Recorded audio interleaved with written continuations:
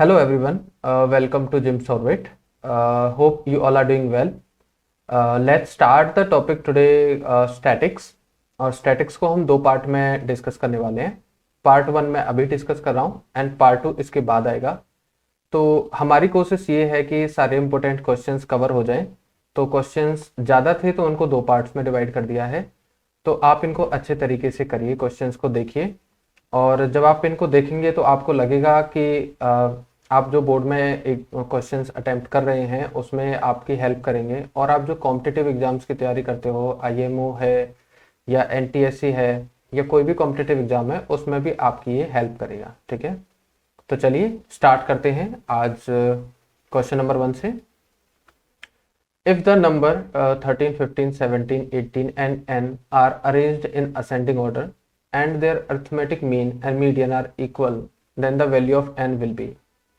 तो हमें n की वैल्यू बतानी है और नंबर्स गिवन है, अर्थमेटिक मीन और मीडियन आपस में इक्वल है, ये भी गिवन है. ठीक है, तो सबसे पहले हमारा फोकस यहीं पे होता है कि गिवन क्या है और निकालना क्या है. ठीक है, और हम ये अंडरस्टैंड कर पाएँ देख के क्वेश्चन को कि ये किस तरीके से होगा. सबसे पहले हमें नंबर्स गिवन है और वो भी असेंडिंग ऑर्डर में अरेंज्ड हैं. इट मीन्स तो हमें मीडियन निकालने में इसे हेल्प मिलेगी, क्योंकि मीडियन के लिए भी हम यही चेक करते हैं कि नंबर या तो असेंडिंग ऑर्डर में लिखे हों या फिर डिसेंडिंग ऑर्डर में लिखे हों. ठीक है, तो और मीन और मीडियन इक्वल हैं, तो हमें क्या करना है, मीन निकालना है, मीडियन निकालना है और दोनों को इक्वल रख देना है. ठीक है, और फाइनली इसको रखने से हमारी n की वैल्यू आ जाएगी. So this reasoning we are going to use to solve this question. चलिए करते हैं. अगर मैं मीन की बात करूं, मीन का फॉर्मूला क्या होता है, sum of observation upon total number of observation.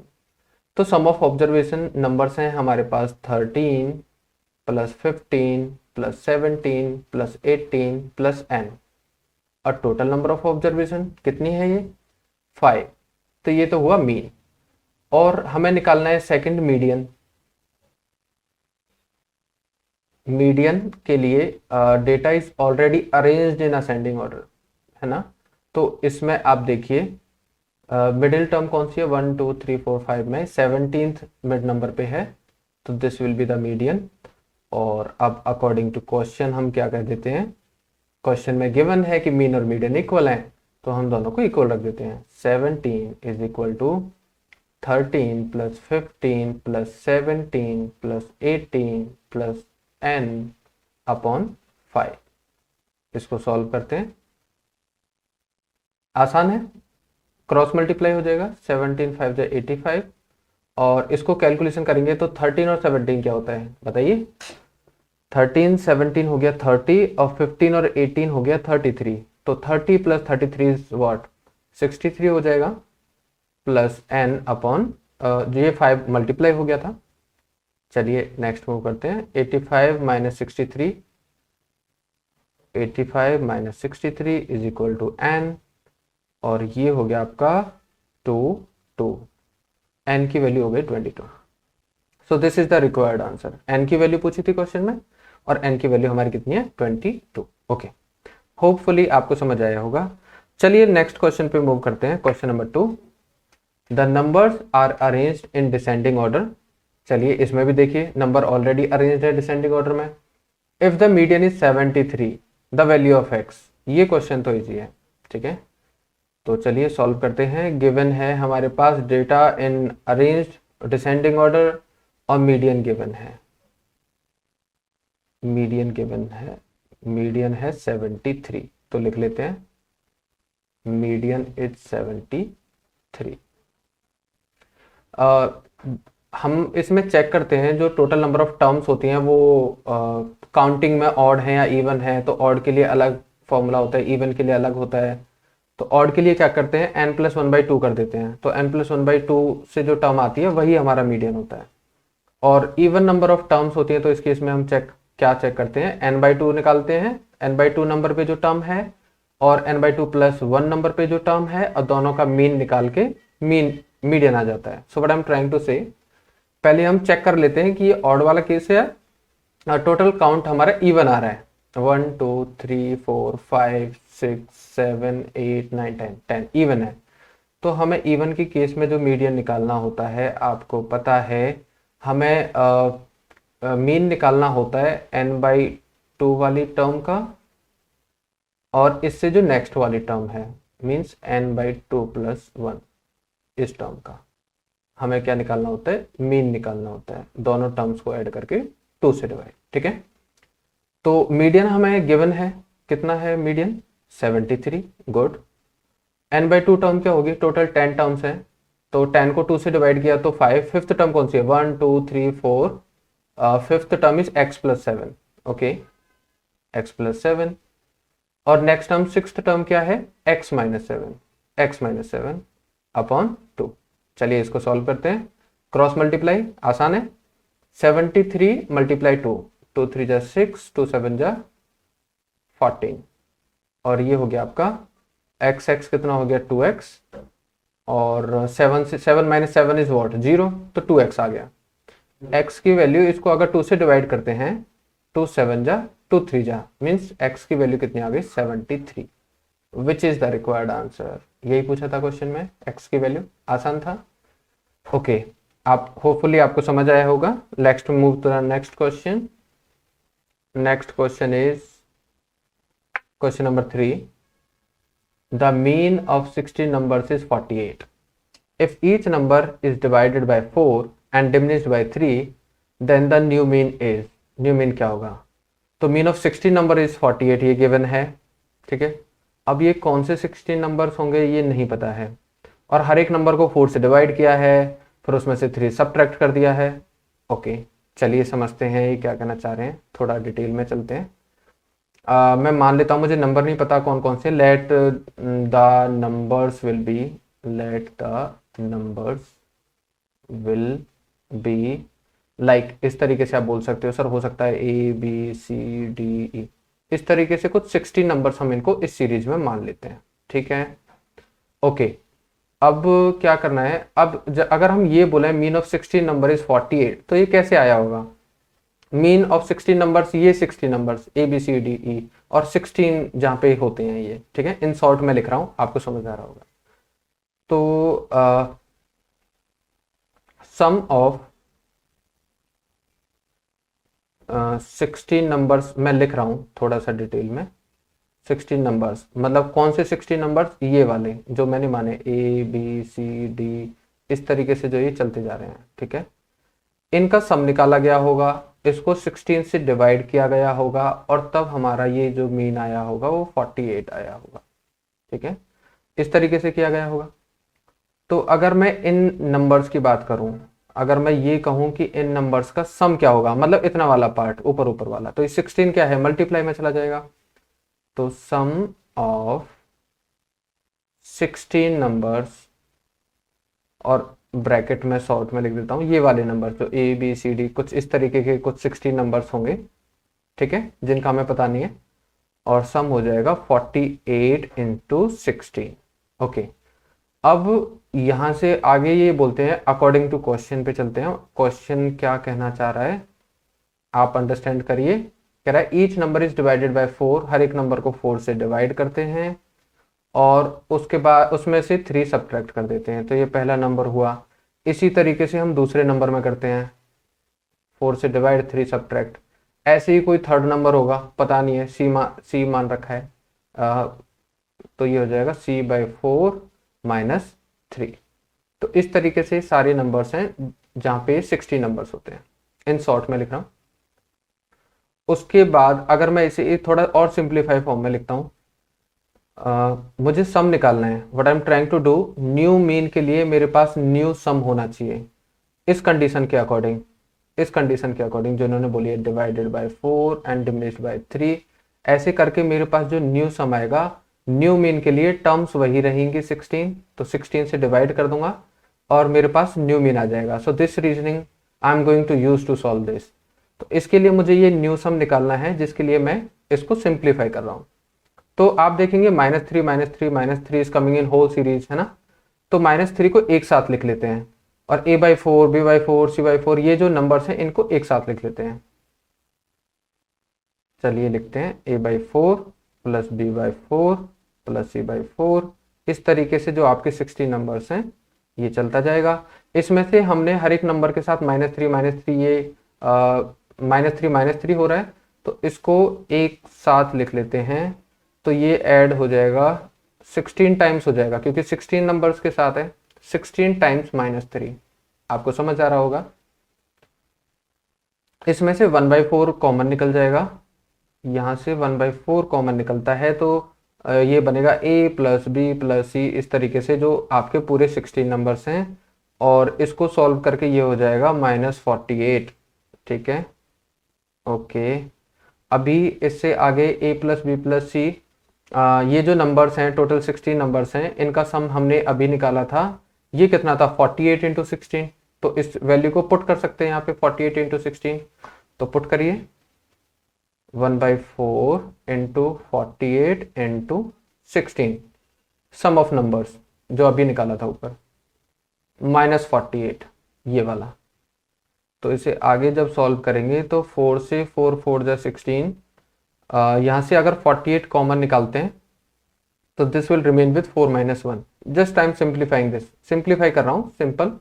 आप इसे डायरेक्ट 48 के 4 से मल्टीप्लाई करके देन 48 को सब्ट्रैक्ट कर सकते हैं। मैंने 48 को कॉमन निकाल के इसको सॉल्व किया है।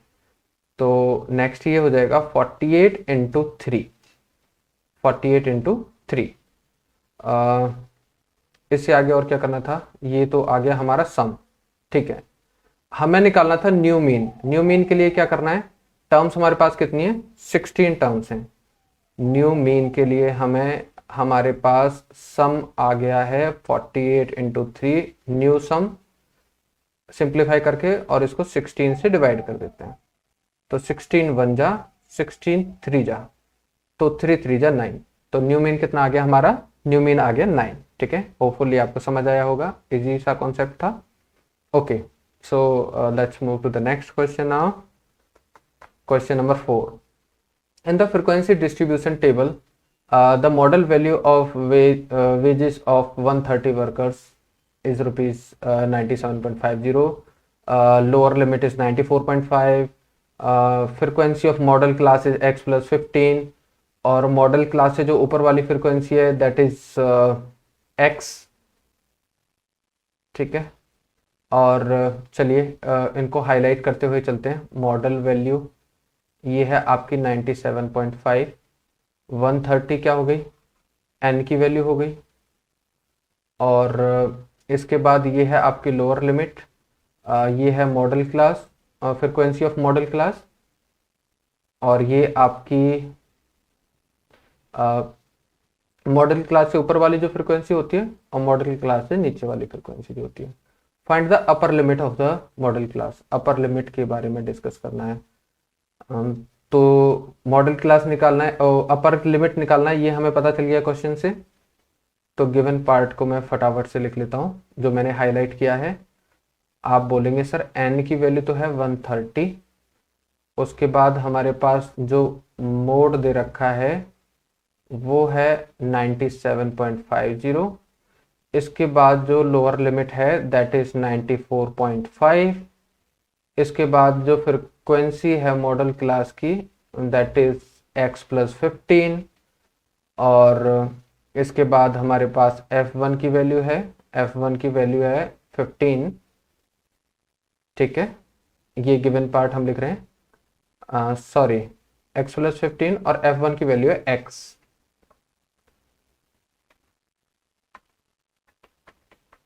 f1 की वैल्यू क्या गिवन है? x। और इसके बाद हमारे पास f2 की वैल्यू है, f2 वैल्यू इज x + 5। तो चलिए इसको सॉल्व करते हैं। मोड निकालने का फॉर्मूला क्या होता है? मोड निकालने का फॉर्मूला होता है L + Fm - F1 / 2Fm - F1 - F2 × H। यही फॉर्मूला होता है। तो क्या करना है हमें? बस वैल्यूज को पुट करना है। तो फटाफट से चलिए करिए पुट वैल्यूज। यहाँ से मोड की वैल्यू क्या दे रखे है? 97.50, एल की वैल्यू क्या है हमारे पास 94.5। इसके बाद F M frequency of modal class is x plus 15 minus F one is x upon 2 times of frequency of model class is x plus 15 minus f1 is x and minus f2 is x plus 5। तो ये sign change होके हो जाएगा minus x minus 5। ठीक है, ये मैंने direct sine change कर दिया यहाँ पे। इनटू एच हमें पता नहीं है कितनी हाइट है। ठीक है, ओके, यहाँ पे एल प्लस था।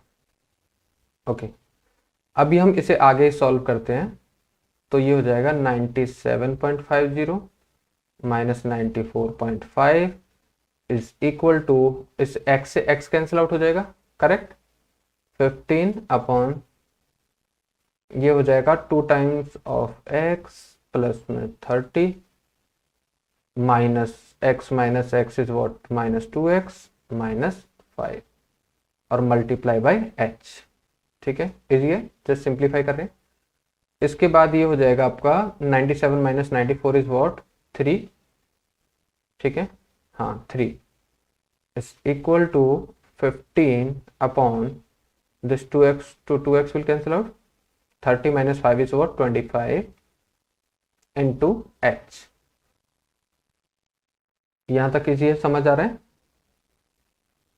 अभी ये कैंसिल आउट हो जाएगा, 5 3 जा 5 5 जा, और this 3 to this 3 will cancel out, 3 1 जा दिस 3 1 जा, और 5 ही क्रॉस मल्टीप्लाई में चला जाएगा तो h की वैल्यू यहां से आ रही है 5। अच्छा, दिस h की वैल्यू का क्या यूज है, हमें निकालनी है अपर लिमिट। और अपर लिमिट कैसे निकाल सकते हैं, how this h will help. Upper limit जो होता है ये होता है लोअर लिमिट प्लस h। देखिए, जैसे मैं बात करता हूं कोई क्लास इंटरवल है 10 से 20, तो 10 से 20 में 10 इज लोअर लिमिट और 20 इज अपर लिमिट। ओके, तो और 10 से 20 के बीच में जो हाइट है वो कितनी है, वो 10 की है। तो अगर हम लोअर लिमिट में हाइट को ऐड कर देते हैं 10 को, तो अपर लिमिट आ जाती है 20। करेक्ट है, तो अपर लिमिट ऐसे ही यहाँ पे लोअर लिमिट क्या है हमारी 94.5। 94.5 में अगर हम 10 को ऐड कर देते हैं तो दिस, सॉरी नॉट 10, h की वैल्यू क्या है 5, जस्ट अ मिनट। अगर हम 5 को ऐड कर देते हैं यहाँ पे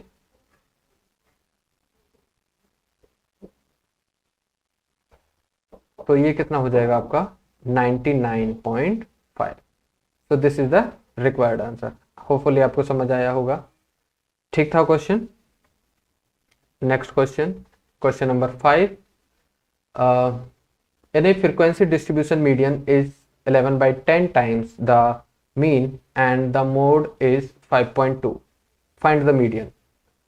ओके, तो इस वाले क्वेश्चन के लिए हमें मीन दे रखा है, मीन और median is 11/10 times the mean. Mean और मीडियन के बीच में रिलेशन दे रखा है और मोड दे रखा है 5.2।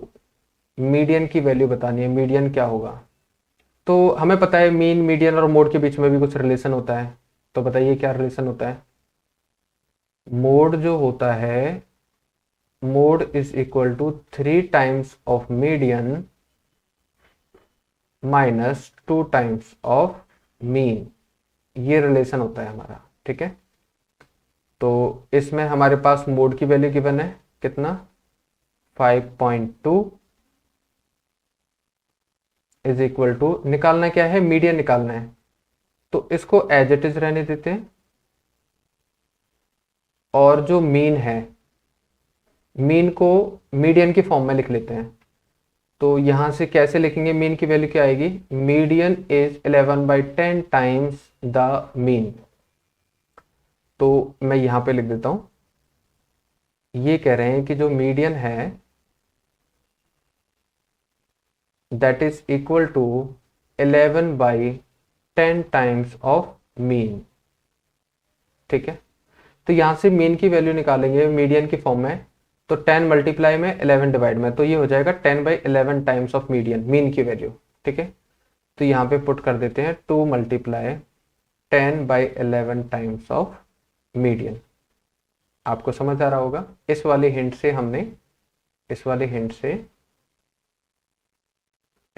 से हमने इसको इस तरीके से लिख दिया। ठीक है, तो 5.2 इज इक्वल टू, ये हो जाएगा 3 मीडियन माइनस 20/11 टाइम्स मीडियन। इसको फर्दर सॉल्व करते हैं।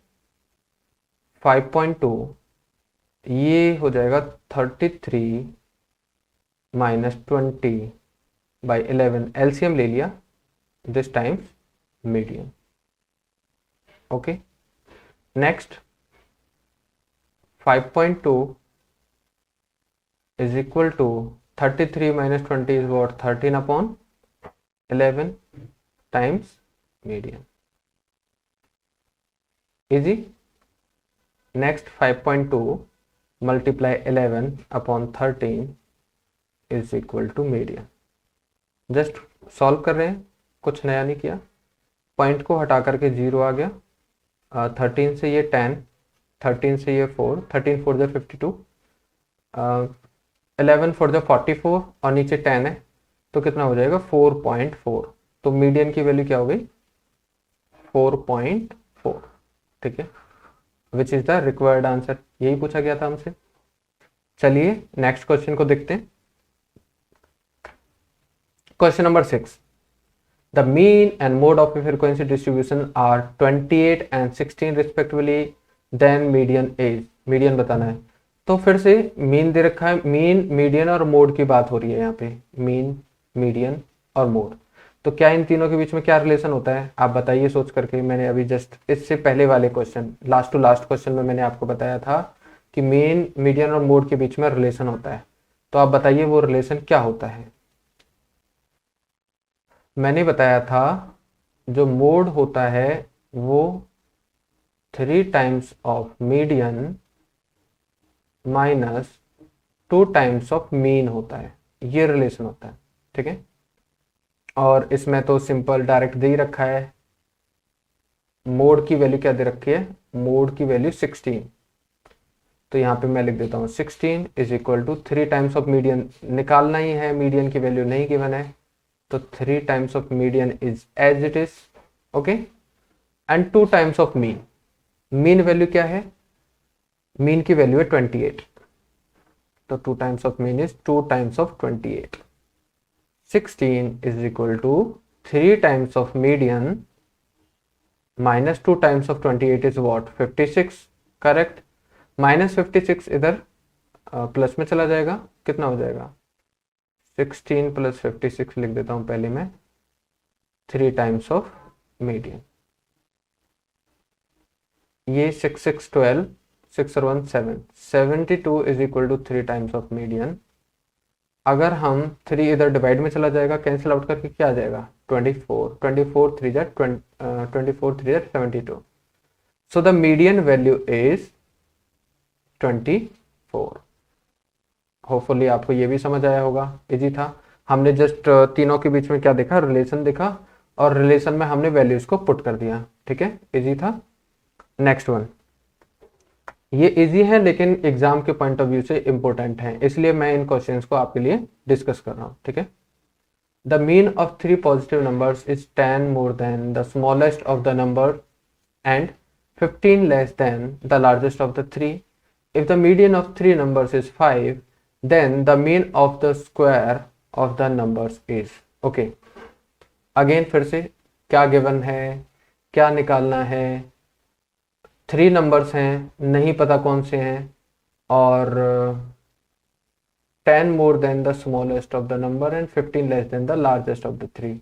स्मॉलेस्ट कौन सा है, लार्जेस्ट कौन सा है, नहीं पता, तो हम कंसिडर कर लेते हैं लेट x y z वो 3 नंबर्स होंगे where x is less than y is less than z। Simple हो गया, x सबसे छोटा है, y उससे बड़ा है और z सबसे बड़ा है। ठीक है, इस तरीके से हमने इन नंबर्स को ले लिया। इन्होंने बोला है कि आगे इन्फॉर्मेशन दी है, जो मीन है 10 more than the smallest number. पहले हम मीन निकालते हैं अकॉर्डिंग टू क्वेश्चन। जैसे क्वेश्चन कह रहा है मीन कैसे निकलेगा, 3 नंबर्स को ऐड कर दीजिए, x plus Y plus Z, सर हो गया, डिवाइडेड बाय 3, मीन हो गया। अब ये जो मीन है हिंट में दे रखा है 10 more than the smallest of the numbers. Smallest number कौन सा है, x है। अगर हम स्मॉलेस्ट नंबर में 10 ऐड कर देते हैं तो ये मीन के इक्वल हो जाएगा, करेक्ट है। And 15 less than the largest of the 3, जो सबसे बड़ा है उससे 15 कम। जो मीन की वैल्यू है, अगर हम लार्जेस्ट नंबर लेते हैं और उसमें से अगर हम 15 माइनस कर दें तो ये भी मीन की वैल्यू के इक्वल आ जाएगा। आपको समझ आया होगा, बोला है ना इन्होंने, देखिए यहाँ पे जो मीन है, मीन ये रहा, दिस इज मीन। ठीक है, अब ये 10 मोर देन द स्मॉलेस्ट, अगर स्मॉलेस्ट नंबर में 10 ऐड कर दें तो मीन के इक्वल, और 15 less than the largest of the 3, और अगर हम लार्जेस्ट में से 15 माइनस कर दें तो मीन के इक्वल आ जाएगा। तो ये वाली फॉर्म बन गई। ठीक है, if the median of 3 numbers is 5, अब तीन नंबर हैं और तीनों किस में ऑर्डर में लिखे हुए हैं, असेंडिंग ऑर्डर में लिखे हुए हैं। तो यहाँ से हमें ये पता चल गया मीडियन 5 है। मीडियन का मतलब इन्होंने बोला है मीडियन अगर 5 है तो मीडियन का मतलब हमें समझ आ गया कि y की वैल्यू 5 है। ठीक है, y की वैल्यू पता चल गई। तो बस इसके बाद क्या बोला है, the mean of square of the numbers, इस ये हमसे कह रहे हैं। तो फिर आप एक काम करिए, आप हमें X square plus Y square plus Z square और इसका मीन निकाल दीजिए, ये बोला है। ठीक है, सिंपल है। अगर हमें एक्स वाई जेड की वैल्यू पता है तो हम यहाँ पे पुट कर देंगे और हमारी ये वाली वैल्यू निकल के आ जाएगी। ठीक है, इसके लिए हमें y की वैल्यू पता चल गई है, y की वैल्यू को यहाँ पुट कर सकते हैं, x और z की रह जाती है। नाउ द टारगेट इज कि x की वैल्यू कैसे निकलेगी और z की वैल्यू कैसे निकलेगी। ठीक है, तो चलिए ये जो रिलेशन दे रखा है इसको यूज करते हैं। मैं z को x की फॉर्म में बना लेता हूँ यहाँ से, इस रिलेशन से। तो what I can write is z is equal to, ये 15 इधर प्लस में चला जाएगा तो x प्लस 25 हो जाएगा। तो z की वैल्यू को x प्लस 25 लिख सकते हैं x की फॉर्म में। x इटसेल्फ x रख लेते हैं, है ना, x को x ही रख लेते हैं, y की वैल्यू 5 है और z की वैल्यू हमने x की फॉर्म में बनाई है x प्लस 25। ठीक है, समझ आ रहा होगा।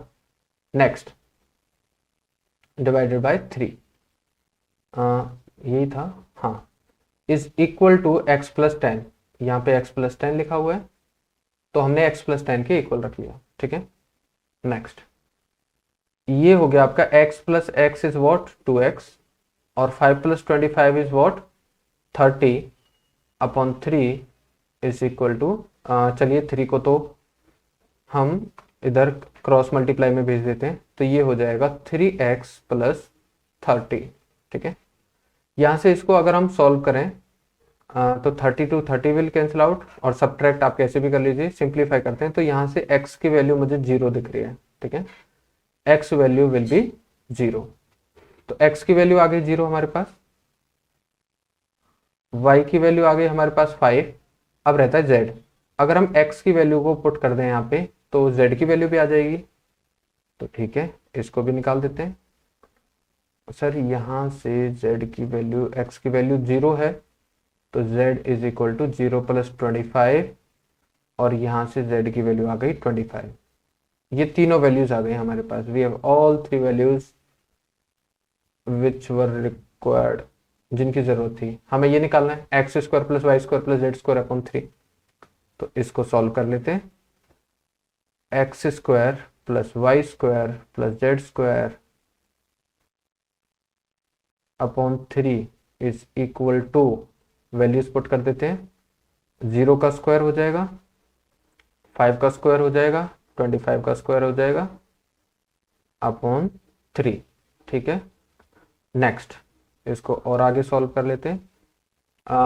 0 का स्क्वायर 0, 5 का स्क्वायर इज 25 एंड 25 का स्क्वायर कितना हो जाएगा 625। ठीक है, अपॉन 3 मीन्स 650 अपॉन 3। ठीक है, तो इसको और सिंप्लीफाई लिखना है, ये इम्प्रॉपर हो गया तो इसे मिक्स्ड में लिख लीजिए। तो 3 2 जा 6, 3 1 जा 3, 3 6 जा 18, 2 1 6 इज 2/3। तो ये आपकी वैल्यू हो गई जिसके बारे में ये बात कर रहे थे कि find the mean of the square of 3 numbers.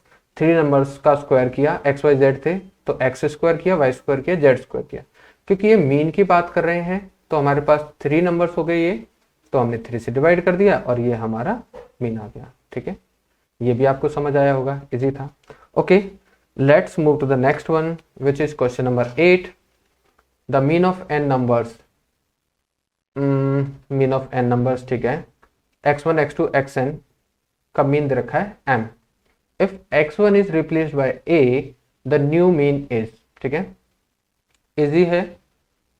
देख लेते हैं किस तरीके से लिखना है इसको। x1 को रिप्लेस कर दिया है a से, x1 को हटा दिया है नंबर में से, फिर a को रख दिया है, तो न्यू मीन क्या होगा। ओके, तो इस वाले केस में हम बोल सकते हैं कि सर ये मीन कैसे आया होगा। ये मीन ऐसे आया होगा अगर हम इन टर्म्स को ऐड करते हैं, x1 plus x2 and so on till xn, और इसको n से डिवाइड करते हैं क्योंकि नंबर कितने हैं, n नंबर्स हैं, तो इनका मीन जो है m आ गया होगा। ऐसे ही तो आया होगा।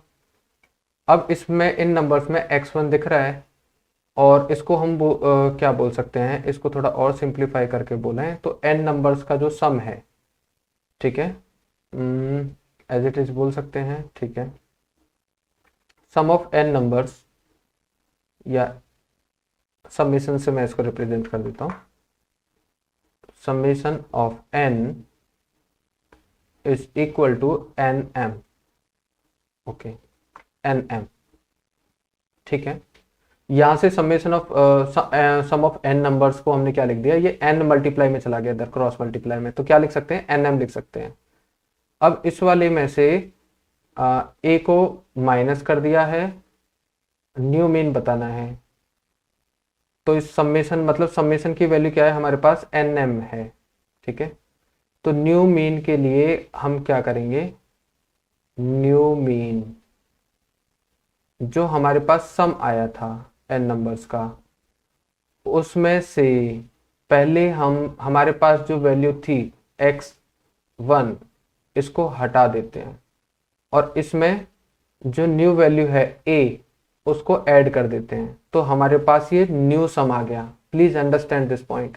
ये ओल्ड सम था पुराने नंबर्स के अकॉर्डिंग, अब यहाँ पे चेंजमेंट हुआ है। जो ओल्ड सम था उसमें से जिस नंबर को हटाना है उसको सब्ट्रैक्ट कर दिया और जिस नंबर को ऐड करना है उसको ऐड कर दिया, तो ये नया सम आ गया इसको सॉल्व करके।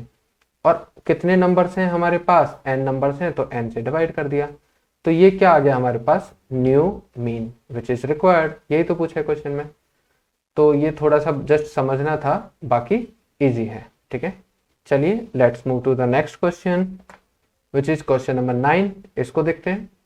The mean of n numbers is m if 1 is added to the first number, 2 is added to the second number and n is added to the nth number, then the new mean is। तो new mean क्या होगा ये बताना है। Okay, sum of n numbers is m, मतलब sum of n numbers again चलो मैं simple लिख लेता हूँ इसको, sum of n numbers, और ये इसको n से डिवाइड किया गया होगा तभी तो m आया होगा, जैसे लास्ट क्वेश्चन में किया है हमने। उसके बाद फिर ये कह रहे हैं इसको अगर थोड़ा सा और सिंप्लीफाई करें तो अगर हम सिंपल ये बोलें कि सम ऑफ n नंबर्स क्या होगा, सम ऑफ n नंबर्स क्या होगा, तो ये हो जाएगा आपका nm। ठीक है, इतना क्लियर है। अब लेफ्ट हैंड साइड में मतलब सम ऑफ n नंबर्स में, या फिर आप ये बोलिए कि फर्स्ट नंबर में 1 को ऐड किया, सेकंड नंबर में 2 को ऐड किया और लास्ट वाले नंबर में n वाले नंबर में n को ऐड किया, तो बेसिकली दे आर सेइंग जो हमारे पास सम ऑफ n नंबर्स है, सम ऑफ n नंबर्स है, उसमें बेसिकली पहले हमने फर्स्ट नंबर में 1 को ऐड कर दिया, फिर सेकंड इसमें जो नंबर्स हैं, सेकंड नंबर पे जो नंबर है उसमें 2 ऐड कर दिया, फिर उसमें 3 ऐड कर दिया थर्ड वाले पे, और लास्ट वाले में n वाले में n ऐड कर दिया। तो सेम चीज हम राइट हैंड साइड में भी लिख सकते हैं यहाँ पे। तो ये सम ऑफ, ये था last sum of n numbers, इसमें हमने इनको ऐड किया, ठीक है। तो ये सम ऑफ n नंबर्स क्या होता है, sum of natural numbers n into n plus one, n into n plus one by two, ये होता है, ठीक है। बोला क्या है, the new mean is, new mean. अब न्यू मीन तो हम कैसे निकाल सकते हैं, जब हमें नया सम पता हो, न्यू सम पता हो, और हमें ये पता हो टर्म्स कितनी है। टर्म अभी भी हमारे पास n ही है, तो हम क्या कर रहे हैं, इसको पूरे को जो लेफ्ट साइड में है, सम ऑफ n नंबर्स का जो सम था, उसके बाद जो हमारी टर्म्स थी, मींस जो 1 2 3 को ऐड किया गया है सेपरेट सेपरेट टर्म्स के साथ, तो ये टोटल सम आ गया हमारे पास, नया सम आ गया ना, पुराना सम और उनके साथ साथ जो ऐड किया है, 1 ऐड किया, 2 ऐड किया, 3 ऐड किया, n ऐड किया, तो इन सबको ऐड करके नया सम आ गया। और इसको अगर हम n से डिवाइड कर देते हैं तो क्या आ जाएगा, क्या आ जाएगा, न्यू मीन आ जाएगा, ठीक है। तो ऐसे ही इधर आप इसको n से डिवाइड कर देंगे, n से डिवाइड कर दिया, तो ये वाला क्या हो गया हमारा, न्यू मीन, ठीक है। तो इधर यहाँ पे क्या लिख सकते हैं, सिंप्लीफाई, देखिए n कॉमन निकल रहा है, n से n विल कैंसिल आउट, तो ये हो जाएगा आपका m plus n plus one by to. So this will be the new mean. I hope आपको ये भी समझ आया होगा, इजी था, ठीक है। Next one is question number 10। Let's move to the next one, question number 10। Okay, इसे देखते हैं। The mean of 20 observations is 12.5। By error one observation was noted as -15 instead of 15। लिखना 15 था लेकिन -15 लिख दिया। Then the correct mean is, तो correct mean क्या होगा, यहां से देखते हैं। 20 ऑब्जर्वेशंस का मीन दे रखा है, तो सम ऑफ 20 ऑब्जर्वेशन, जब सम ऑफ 20 ऑब्जर्वेशन होगा और उसे 20 से डिवाइड किया गया होगा तभी तो मीन आया होगा 12.5, इतना ठीक है। अब हुआ क्या कि चलो यहां से पहले ये देख लेते हैं, जो हमारे 20 ऑब्जर्वेशन थी उनका सम कितना हुआ होगा। सम ऑफ 20 ऑब्जर्वेशन, यहां से सम ऑफ 20 ऑब्जर्वेशन हो गया आपका 12.5 इंटू 20, ये हो गया आपका 250, ठीक है। 125 टू द 250, क्योंकि के बाद पॉइंट है, ये जीरो उससे कैंसिल आउट हो जाए पॉइंट के बाद। इसके बाद इन्होंने बोला कि ड्यू टू सम रीजन और बाय एरर -15 लिख गया था, 15 की जगह पे लिखना 15 था, ठीक है। तो जब 20th टर्म को -15 लिखा तो जितना सम होना चाहिए था वो और कम हो गया। मतलब मैं ये कहना चाह रहा हूँ कि 20th ऑब्जर्वेशन में जाते जाते जब 20 वाली टर्म को ऐड किया तो हमारा सम और कम हो गया, मतलब 250 पहुंच गया। और जब हम 19th टर्म पे थे, जब -15 को ऐड नहीं किया था, -15 को नहीं ऐड किया था, तब हमारा सम क्या था, sum of, basically what I am doing is -15 को जो हटाया होगा सम में से 20th का सम लाने के लिए, उसको मैं दोबारा से ऐड कर रहा हूँ, ठीक है। तो 19th टर्म तक का सम आ जाएगा, सम ऑफ 19 ऑब्जर्वेशन। आप दोबारा समझिए मैं क्या कहना चाह रहा हूं।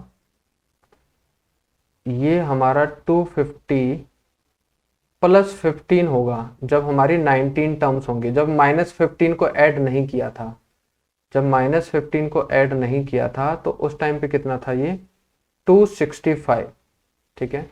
फिर क्या हुआ, 19th टर्म के बाद अगर हमने 20th को ऐड किया, -15 को जब ऐड कर लिया तो -15 को ऐड करने से ये कम हो गया, 250 हो गया।